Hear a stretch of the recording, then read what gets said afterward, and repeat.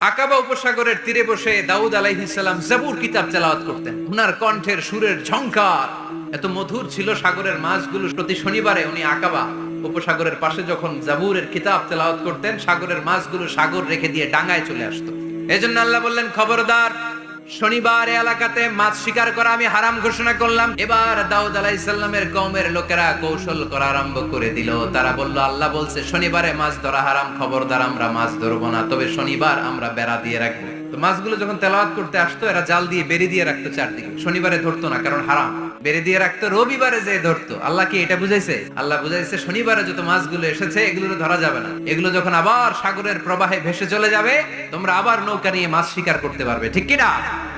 ওরা কৌশল করে জাল দিয়ে রবিবারে যে ধরতো। আল্লাহ বললেন, আমার সাথে কৌশল করেছিস, তোদের উপর আমার লানত, তোরা অভিশপ্ত বানর হয়ে যা। মুহূর্তে পুরো জাতিটাকে বানরে রূপান্তরিত করে দিল কে?